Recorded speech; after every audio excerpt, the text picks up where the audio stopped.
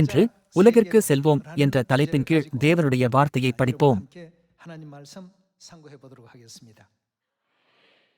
இக்காலத்தில் சுவிசேஷத்தை திறம்பட பிரசங்கிக்க உதவும் நவீன தொழில்நுட்பத்தின் பல்வேறு முன்னேற்றங்களை தேவன் நமக்கு வழங்கியுள்ளார்.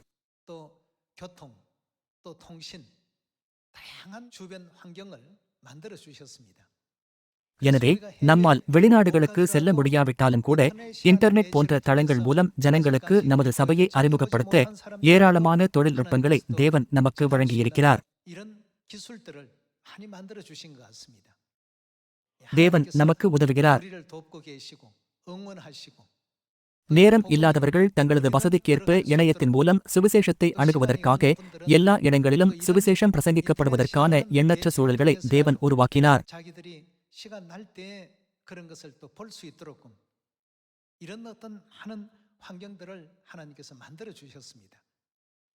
எனவே இந்த காலம்தான் உலகிற்கு சுவிசேஷத்தை பிரசங்கிப்பதற்கான பொற்காலமாகும். எனவே இன்று இங்கே வெளிநாடுகளுக்கு செல்பவர்களும் செல்லாதவர்களும் இருக்கிறார்கள். ஆனால் நீங்கள் இருக்கும் தேசத்தையும் வெளிநாடு போல கருதலாம். பரலோக ராஜ்யத்தை நமது வீடாக கருதினால் இந்த பூமியானது அந்நிய தேசமாக இருக்கும் அல்லவா? நாம் ஆவிக்குரிய அந்நியர்களாக இருப்பதால் வெளிநாட்டைப் போல இங்கேயும் நன்றாக செய்ய முடியும். மாம்ச ரீதியாக வெளிநாடுகளுக்கு செல்பவர்கள் அங்கே வாஞ்சையோடு சுவிசேஷத்தை பிரசங்கிப்பார்கள் என்றும், மற்றவர்கள் ஆவிக்குரிய வெளிநாடான இந்த தேசத்தில் ஊக்கமாக சுவிசேஷத்தை பிரசங்கிப்பீர்கள் என்றும் நான் நம்புகிறேன்.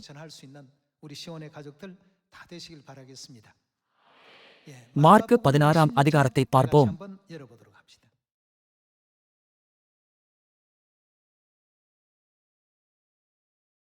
மார்க்கு 16ஆம் அதிகாரம் 15ஆம் வசனத்தில் எழுதப்பட்டுள்ளதாவது: பின்பு அவர் அவர்களை நோக்கி, நீங்கள் உலகமெங்கும் போய். அவர் என்ன சொன்னார்? நீங்கள் உலகமெங்கும் போய் சர்வ சிருஷ்டிக்கும் சுவிசேஷத்தை பிரசங்கியுங்கள். விசுவாசமுள்ளனாகி ஞானஸ்நானம் பெற்றவன் ரட்சிக்கப்படுவான், விசுவாசியாதவனோ ஆக்கினைக்குள்ளாக தீர்க்கப்படுவான்.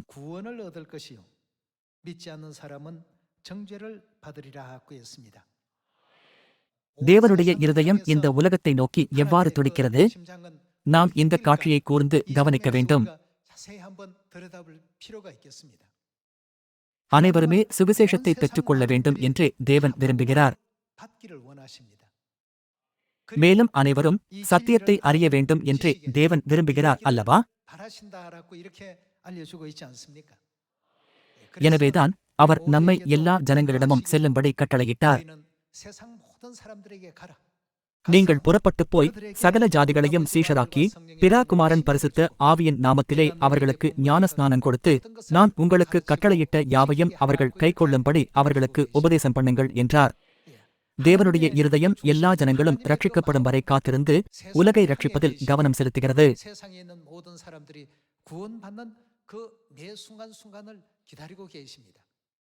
1 தீமோத்தேயு 2ஆம் அதிகாரம் 4ஆம் வசனத்தை பார்ப்போம்.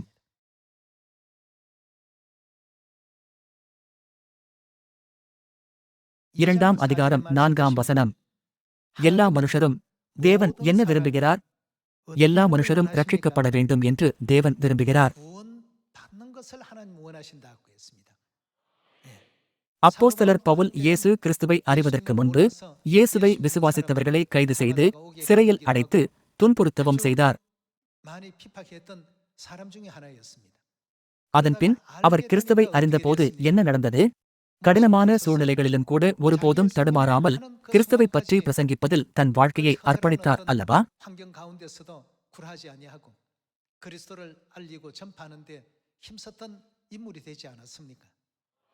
நம்மை சுற்றி பார்க்கும்போது இன்னமும் அதுபோன்ற ஜனங்கள் இருக்கிறார்கள். அது ஏனென்றால் அவர்கள் தேவனுடைய சபையை பற்றி சரியாக புரிந்து கொள்ளாமல் இருக்கிறார்கள். அவர்களுக்கு போதிக்காதது நம்முடைய தவறாகும். நாம் ஏன் துன்புறுத்தப்படுகிறோம் என்பதற்கு பல்வேறு காரணிகள் இருக்கின்றன. அவற்றில் நாம் அவர்களுக்கு சத்தியத்தை கற்பிக்காததுதான் மிகப்பெரிய ஒன்றாகும். அவர்கள் நம் சபையை பற்றி அறியாததால் ஆன்லைனில் இருக்கும் விசித்திரமான வதந்திகளின் அடிப்படையில் நம்மை பார்க்கிறார்கள்.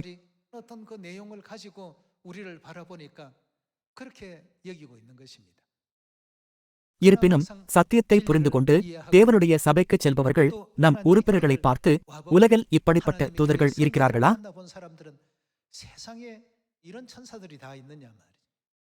இவ்வுலகில் உள்ள அனைவருமே இந்த உறுப்பினர்களைப் போல இருந்தால் இயல்பாகவே சமாதானம் ஏற்படும் என்று சொல்லுகிறார்கள்.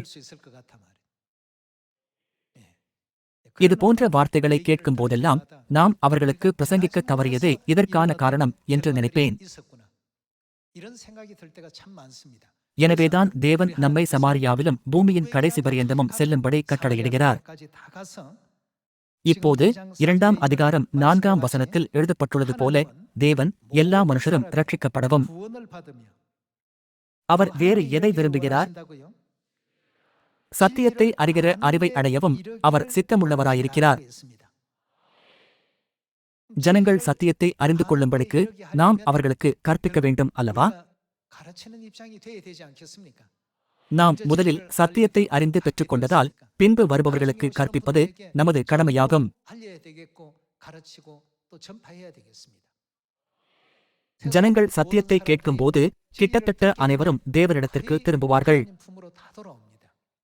அப்படியானால் அவர்கள் ஏன் இவ்வளவு காலமாக தேவனுடைய சபையை துன்புறுத்துகிறார்கள்? அது ஏனென்றால் நாம் யார் என்று அவர்கள் அறியாமல் இருக்கிறார்கள். அவர்கள் அவதூறான கதைகளை மட்டுமே கேள்விப்பட்டு இருளின் அதிகாரத்தில் சிக்கிக் கொண்டிருக்கின்றனர். ஆனாலும் ஒளி பிரகாசிக்கும் போது இந்த இடம் வெளிச்சத்தால் நிறைந்துள்ளது, ஆனால் இது இருளான தேசம் போல வதந்திகள் பரவுகின்றன என்று அவர்கள் உணர்ந்து கொள்வார்கள். குவானாக்கில் உள்ள நமது சபையில் தாயின் கண்காட்சி நடைபெற்றது. ஒருநாள் ஒரு நடுத்தர வயது பெண் கண்காட்சிக்கு அழைக்கப்பட்டார். அவர் மிகவும் பதற்றமாக தெரிந்தார். அவர் சபையை பற்றிய அறிமுக வீடியோவை பார்த்ததும் அவருடைய இருதயம் முழுவதுமாக நிம்மதியடைந்தது. முன்பெல்லாம் நம் சபையை கடந்து செல்ல மாட்டேன் என்று அவர் சொன்னார். ஏன் உங்களால் கடந்து செல்ல முடியவில்லை என்று நாங்கள் கேட்டோம். அதற்கு அவர், நீங்கள் தேவனுடைய சபைக்குள் நுழைந்துவிட்டால் உங்களால் வெளியேற முடியாது என்று அருகிலுள்ள ஒரு சபை வதந்தியை பரப்பியிருக்கிறது. ஜனங்கள் சத்தியத்திற்குள் வந்ததும் அவர்களுடைய பொய்கள் அம்பலமாகி தேவனுடைய சத்தியம் பிரகாசிக்கும் என்பதை இந்த சபை அறிந்திருந்தது. இதன் விளைவாக அவர்கள் நம்மை பற்றி மோசமான வதந்திகளை பரப்பி 20 ஆண்டுகளுக்கும் மேலாக அவரை தேவனுடைய சபைக்கு அருகில் செல்லவிடாமல் தடுத்தனர். அவர் நம் சபையின் வழியாக சென்றால் விரைவாக வீட்டிற்கு செல்ல முடியும், ஆனால் அவர் வேறொரு நீண்ட பாதையில் செல்வார். ஒருமுறை அவர் சபைக்கு வந்து தாயின் கண்காட்சியை பார்த்தபோது அவர் மிகவும் நெகிழ்ச்சியடைந்து தேவனுடைய சபை உலகின் மீது இத்தகைய நேர்மறையான செல்வாக்கை செலுத்துகிறது என்று உணர்ந்தார். எனவே அவர் அக்கம்பக்கத்தில் உள்ள அனைவரிடமும் தேவனுடைய சபையானது நான் கேள்விப்பட்டது போல் இல்லை, நீங்களே போய் பார்க்க வேண்டிய ஒன்று என்று சொன்னார். இவ்வாறாக அவர் மற்றவர்களையும் வரும்படி உற்சாகப்படுத்துவதாக கேள்விப்பட்டேன். நம்மை பற்றி ஜனங்களிடம் தெளிவாக சொல்லாவிட்டால் சபையில் ஏதோ தவறு இருப்பதாக சாத்தான் அவர்களை சந்தேகிக்க வைக்கிறான்.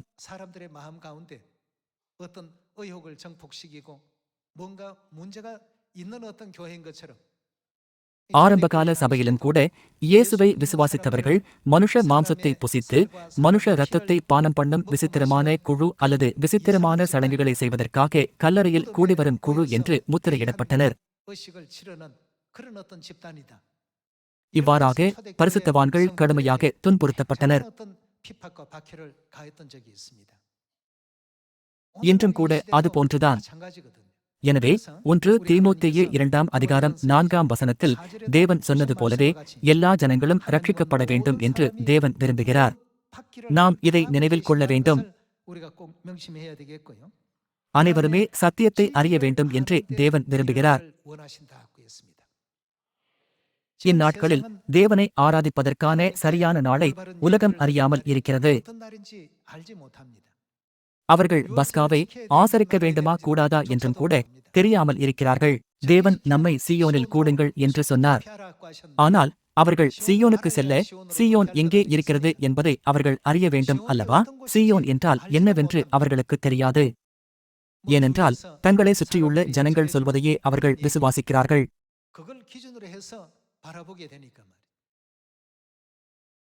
இதனால் அவர்கள் ஓய்வு நாளா அல்லது ஞாயிறு ஆராதனையா, எது சரியானது, கிறிஸ்துமஸ் அல்லது பஸ்கா, எது உண்மையானது என்று தெரியாமல் கண்மூடித்தனமாக மரணப்பாதையில் நடந்து கொண்டிருக்கிறார்கள். எல்லா ஜனங்களும் ரட்சிக்கப்பட வேண்டும் என்றே தேவன் விரும்புகிறார். மேலும் சத்தியத்தின் வாயிலாக அவர் தமது சித்தத்தை நமக்கு கற்பித்து, நாம் அனைவரும் சென்று அவர்கள் சத்தியத்தை அறியும்படி வழிநடத்த வேண்டும் என்கிறார்.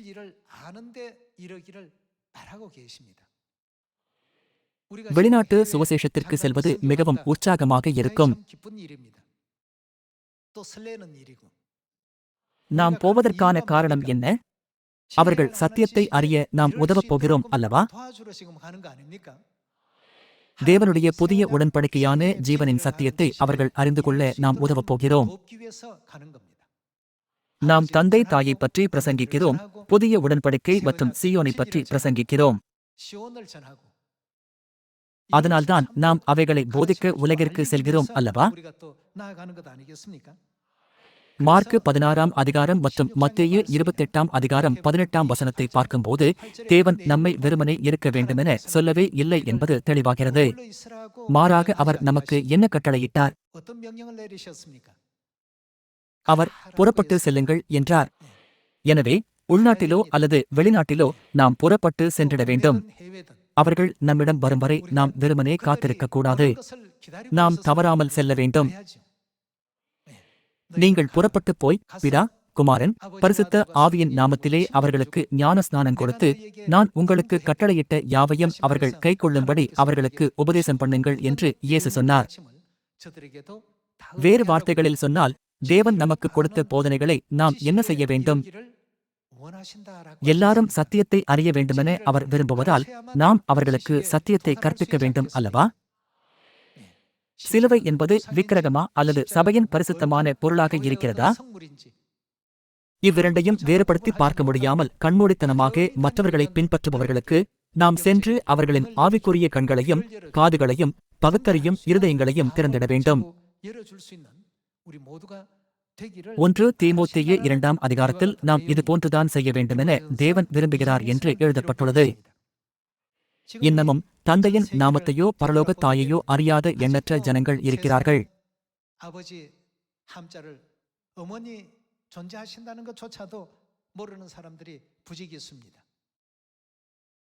அவர்கள் சத்தியத்தை அறியும்படி வழிநடத்துவதற்கு தேவனை விசுவாசிப்போம் என்று கண்மூடித்தனமாக வலியுறுத்துவது அல்ல. இந்த சத்தியத்தை அவர்களுக்கு கற்பிப்பதாகும். இன்னமும் சபைகள் ஸ்தாபிக்கப்படாத சில பகுதிகள் இருக்கின்றன. தீர்க்கதரிசிகளோ உறுப்பினர்களோ இல்லாத இடங்களும் இருக்கின்றன. வேதாகமம் இல்லாத இடங்களும் இருக்கின்றன. நாம் சீக்கிரமாக செல்ல வேண்டும். அதுபோன்ற இடங்களுக்கு சென்று பரலோக தந்தை தாயை பற்றி பிரசங்கித்து ஜீவனின் செய்திகளை பகிர்ந்து கொண்டு பரலோக ராஜ்யம் இருக்கிறது என்பதை அறிவிப்போம்.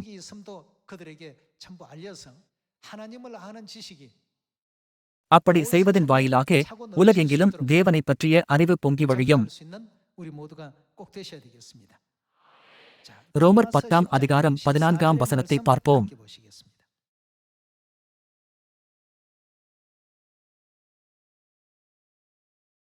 அவரை விசுவாசியாதவர்கள் எப்படி அவரை தொழுது கொள்ளுவார்கள்? அவரை குறித்து கேள்விப்படாதவர்கள் எப்படி விசுவாசிப்பார்கள்? பிரசங்கிக்கிறவன் இல்லாவிட்டால் எப்படி கேள்விப்படுவார்கள்? 14ஆம் வசனத்தில் அவரை குறித்து கேள்விப்படாதவர்கள் எப்படி விசுவாசிப்பார்கள் என்று கேட்கிறது. தேவனுடைய நாமத்தை ஒருமுறை கூட கேட்காமல் மரிப்பவர்களைப் பற்றி நீங்கள் சிந்தித்ததுண்டா?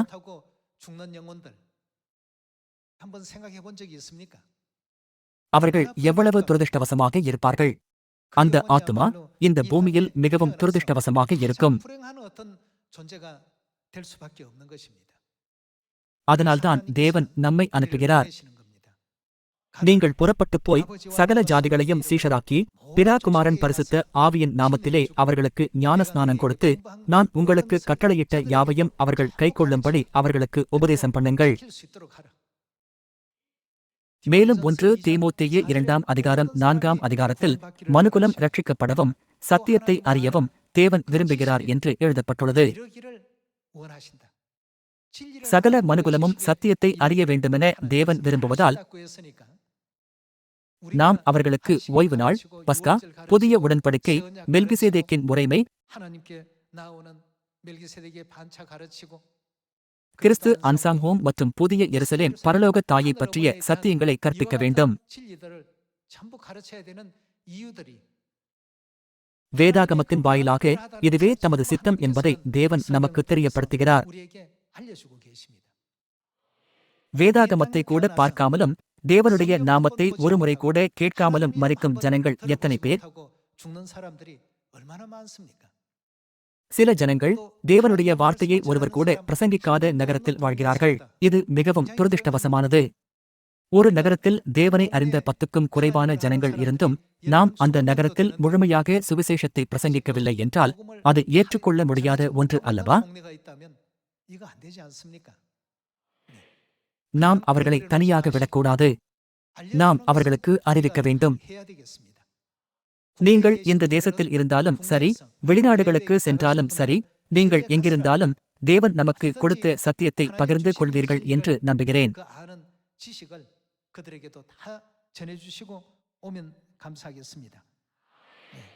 அவரை குறித்து கேள்விப்படாதவர்கள் எப்படி விசுவாசிப்பார்கள்? பிரசங்கிக்கிறவன் இல்லாவிட்டால் எப்படி கேள்விப்படுவார்கள்?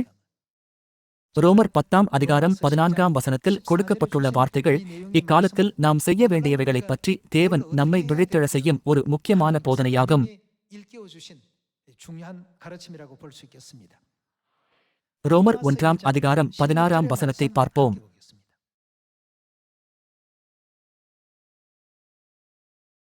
ரோமர் 1ஆம் அதிகாரம் 16ஆம் வசனம். கிறிஸ்துவின் சுவிசேஷத்தை குறித்து நான் வெட்கப்படேன். விசுவாசிக்கிறவனவனோ அவனுக்கு இரட்சிப்பு உண்டாவதற்கு. அது என்ன? அது தேவபலனாயிருக்கிறது. இந்த சுவிசேஷம் ஒரு நற்செய்தியாகும். மேலும் இந்த சுவிசேஷம் நமது இரட்சிப்புக்கான தேவனுடைய வல்லமையாகும். எனவே அது தேவனுடைய வல்லமையோடு பிரசங்கிக்கப்பட வேண்டும். யாருடைய சுயத்திறமையினாலும் சுவிசேஷத்தை பிரசங்கிக்க முடியாது. விசுவாசிக்கிறவனவனோ அவனுக்கு இரட்சிப்பு உண்டாவதற்கு அது தேவபலனாயிருக்கிறது என்று வேதாகமம் நமக்கு சொல்கிறது. எனவே பாவம் மற்றும் மரணம் என்னும் சங்கிலியில் கட்டப்பட்டிருப்பவர்களுக்கு சுவிசேஷம் என்ன செய்கிறது?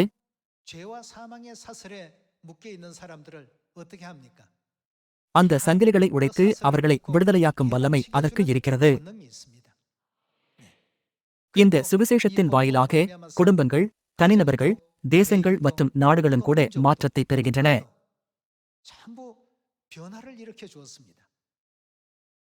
அந்த மாற்றத்தை கொண்டுவரும் வல்லமை சுவிசேஷத்திலிருந்தே வருகிறது. எனவேதான் வேதாகமத்தில் தேவன் இது போன்ற வரலாற்றை நமக்கு காண்பித்து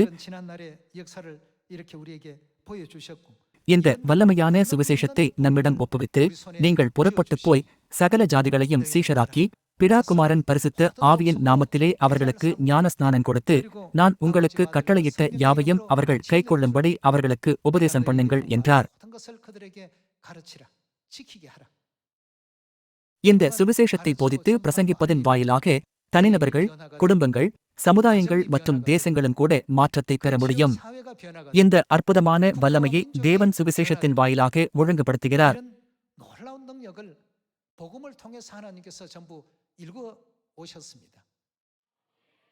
நீங்கள் அமைதியாக இருக்காமல் பரலோக தந்தையும் பரலோக தாயும் வழங்கும் சுவிசேஷத்தின் வாயிலாக இரட்சிப்புக்கு பாத்திரமான இந்த உலகத்தை மாற்றுமாறு கேட்டுக்கொள்கிறேன்.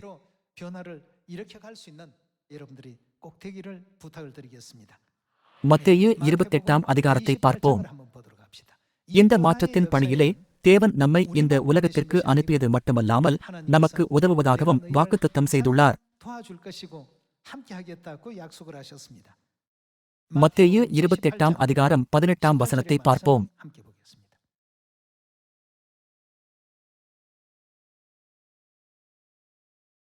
அப்பொழுது இயேசு சமீபத்தில் வந்து அவர்களை நோக்கி, வானத்திலும் பூமியிலும் சகல அதிகாரமும் எனக்கு கொடுக்கப்பட்டிருக்கிறது.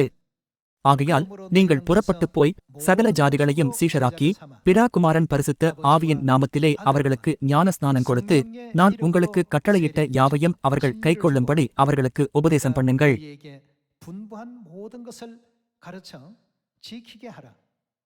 அவர் நமக்கு என்ன வாக்குத்தத்தம் செய்கிறார்? இதோ உலகத்தின் முடிவு பரியந்தம் சகல நாட்களிலும் நான் உங்களுடனே கூட இருக்கிறேன் என்றார்.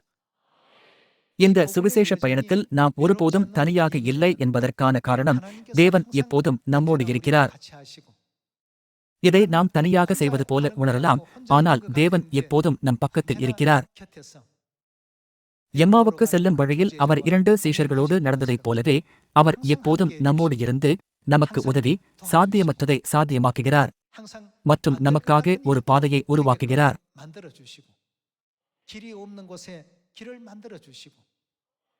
சிவந்த சமுத்திரத்தில் தேவன் எவ்வாறு பாதையை ஏற்படுத்தினார் என்பதை பாருங்கள். வனாந்தரத்தில் உணவோ உணவகமோ இல்லாமல் 40 ஆண்டுகளாக ஒவ்வொரு நாளும் 6 லட்சம் புருஷர்களுக்கும் அவர்களது குடும்பங்களுக்கும் தேவன் மாபெரும் விருந்தை வழங்கினார்.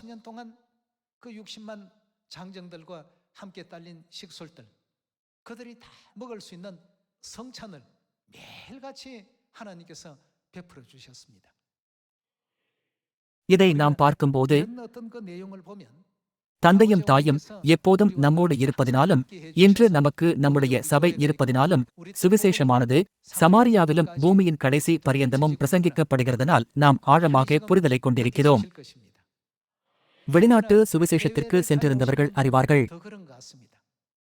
சுவிசேஷ ஊழியர்கள் பற்றாக்குறையாக இருப்பதை நான் உணர்கிறேன். புதிய உறுப்பினர்களை விட்டு கொரியாவுக்கு திரும்பி செல்லும் நேரம் வரும்போது அது மனவேதனையாக இருந்தது, மேலும் நான் விலகிச் செல்ல கடினமாக இருந்தது என்று அவர்கள் சொல்கிறார்கள். அன்பர்களே, அது உண்மைதான். சகல ஜனங்களும் சத்தியத்தை அறிய வேண்டுமென விரும்புகிற தேவனுடைய சித்தத்தின்படியே ஒவ்வொரு ஆத்மாவுக்கும் முழு இருதயத்தோடு போதிக்க நாம் எல்லா முயற்சிகளையும் செய்கிறோம்.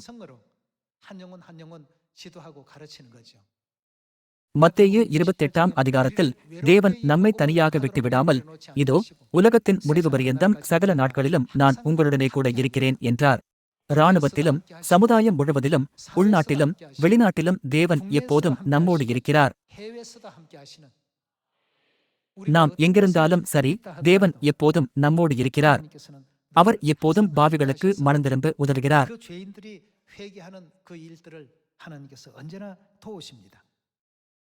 லூக்கா 15ஆம் அதிகாரத்திற்கு செல்வோம்.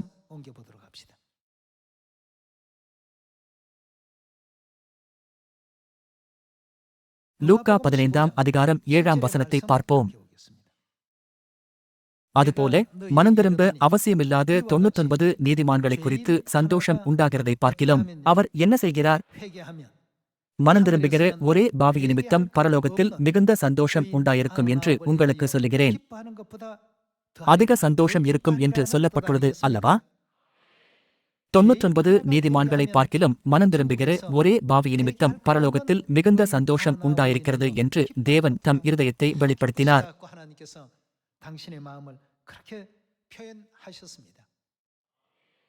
அதனால்தான் சமாரியாவிலும் பூமியின் கடைசி பரியந்தத்தில் உள்ள அனைவரின் இரட்சிப்புக்காக நாம் பேரார்வத்துடனே செயல்பட வேண்டும்.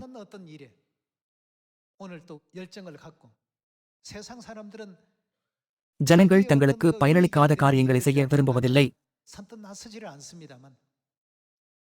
தேவன் தமது சொந்த நலனுக்காக சிலுவையை சுமக்கவில்லை. நம்முடைய நன்மைக்காகவே அவர் எல்லா துன்பங்களையும் சகித்துக் கொண்டார் அல்லவா? தேவனுக்கு தேவை என்பதால் அவர் புதிய உடன்படிக்கையை ஸ்தாபிக்கவில்லை. புதிய உடன்படிக்கை யாருக்காக ஸ்தாபிக்கப்பட்டுள்ளது? பஸ்காவில் புதிய உடன்படிக்கையை ஸ்தாபித்ததற்கான நோக்கத்தை அவர் வெளிப்படுத்தினார்.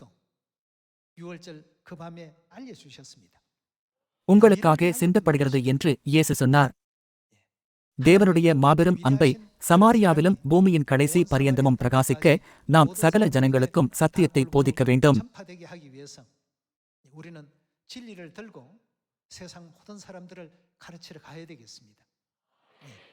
கொரியாவில் இன்னமும் தேவனுடைய வார்த்தையை பற்றி கேள்விப்படாத அநேக ஜனங்கள் இருக்கிறார்கள். அதுபோலவே வெளிநாடுகளிலும் கூட அநேக ஜனங்கள் இருக்கிறார்கள். அவர்களுடைய ஆத்துமாக்கள் நித்திய பரலோக ராஜ்யத்திற்கு வழிநடத்தப்படும்படியாக அவர்களுக்கு தேவனுடைய வார்த்தையை போதிக்க எல்லா முயற்சிகளையும் செய்யும்படி உங்களை கேட்டுக்கொள்கிறேன். இந்த வாழ்க்கை முடிவுக்கு வரும்போது நாம் எங்கே போவோம்? வெளிப்படுத்தின விசேஷம் 7ஆம் அதிகாரம் 9ஆம் வசனத்தை பார்ப்போம். 7ஆம் அதிகாரம் 9ஆம் வசனத்தில் எழுதப்பட்டுள்ளதாவது: இவைகளுக்குப் பின்பு நான் பார்த்தபோது, இதோ, சகல ஜாதிகளிலும் கோத்திரங்களிலும் ஜனங்களிலும் பாஷைக்காரரிலுமிருந்து வந்ததும் ஒருவனும் எண்ணக்கூடாததுமான திரளான கூட்டமாகிய ஜனங்கள் வெள்ளை அங்கிகளைத் தரித்து தங்கள் கைகளில் குருத்தோலைகளைப் பிடித்து அவர்கள் எங்கே நின்று கொண்டிருந்தார்கள்? சிங்காசனத்திற்கு முன்பாகவும் ஆட்டுக்குட்டியானவருக்கு முன்பாகவும் நிற்கக் கண்டேன். அவர்கள் மகா சத்தமிட்டு, ரட்சிப்பின் மகிமை சிங்காசனத்தின் மேல் வீற்றிருக்கிற எங்கள் தேவனுக்கும் ஆட்டுக்குட்டியானவருக்கும் உண்டாவதாக என்று ஆர்ப்பரித்தார்கள். தூதர்கள் யாவரும் சிங்காசனத்தையும் மூப்பர்களையும் 4 ஜீவன்களையும் சூழ நின்று சிங்காசனத்திற்கு முன்பாக முகங்கு புற விழுந்து தேவனை தொழுது கொண்டு, ஆமேன், எங்கள் தேவனுக்கு துதியும் மகிமையும் ஞானமும் ஸ்தோத்திரமும் கனமும் வல்லமையும் பெலனும் சதா காலங்களிலும் உண்டாவதாக, ஆமேன் என்றார்கள்.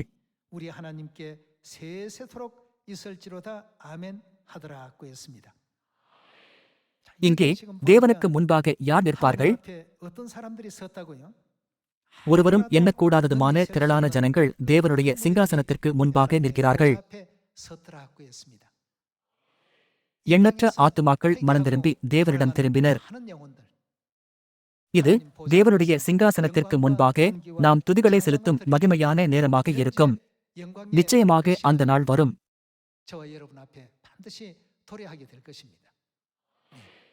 சுவிசேஷ பணியை செய்வதற்கான முயற்சிகளும் உழைப்பும் குறுகிய காலத்திற்கு மட்டுமே. இந்த முயற்சிகள் அனைத்தும் குவிந்து அநேக ஆத்துமாக்கள் மனந்திரும்பி மகிமையில் பங்கு கொள்வார்கள். இந்த காலத்தை பற்றி தேவன் நமக்கு கற்பித்தவைகளை உறுதி செய்வோம். யோவான் 4ஆம் அதிகாரம் 35ஆம் வசனத்தை பார்ப்போம்.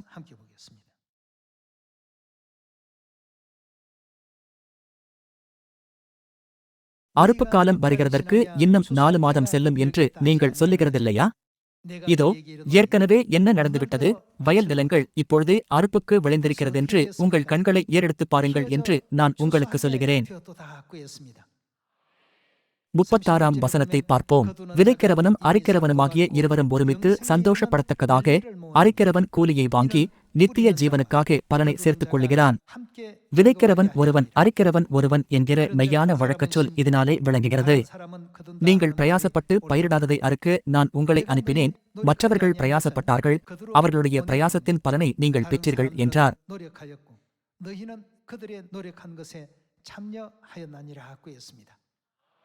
இந்த கண்ணோட்டத்தில் பார்த்தால் அறுவடைக்கான நேரம் ஏற்கனவே வந்துவிட்டது.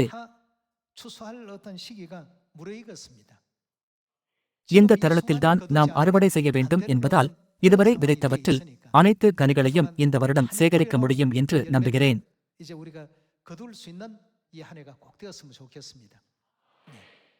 ஆசியா, ஆப்பிரிக்கா, ஓசியானியா, ஐரோப்பா, வட அமெரிக்கா, மத்திய அமெரிக்கா, தென் அமெரிக்கா, வட இந்தியா, தென் இந்தியா, ரஷ்யா, பிரேசில் மற்றும் கொரியா முழுவதும் நாம் தேவனுடைய சுவிசேஷத்தையும் ரட்சிப்பின் சத்தியத்தையும் பிரசங்கிக்க வேண்டும்.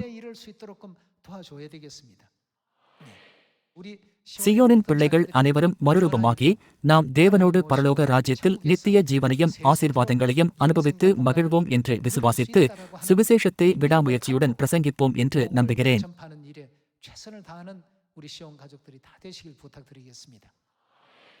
இன்றைய உபதேசத்தின் தலைப்பானது உலகிற்கு செல்வோம் என்பதாகும். இது மாம்சரீதியாக உலகிற்கு செல்வதை பற்றியது அல்ல, அப்படிதானே? தேவனுடைய அன்பையும் தேவனுடைய ஆசீர்வாதங்களையும் ஜனங்களுக்கு போதிப்பதற்காக நம்மோடு சத்தியத்தையும் எடுத்து செல்ல வேண்டும். தந்தையின் அன்பையும் தாயின் அன்பையும் நமது சகோதர சகோதரிகளின் ஆதரவையும் நம்மோடு எடுத்துக்கொண்டு ஒவ்வொரு நாட்டிலும் உள்ள அநேக ஜனங்களை விழித்தெழ செய்து அவர்களை மனந்திரும்புதலுக்கு வழிநடத்தி சத்தியத்தை கற்பிப்போமாக. இருளில் சிக்கிக் கொண்டிருப்பவர்களை வெளிச்சத்திற்கு வழிநடத்த முடியும் என்று நான் நம்புகிறேன். இன்றைய உபதேசத்தில் நீங்கள் மிகுந்த கிருபையை பெற்றீர்கள் என்ற நம்பிக்கையுடன் இந்த உபதேசத்தை நிறைவு செய்ய விரும்புகிறேன். மிக்க நன்றி.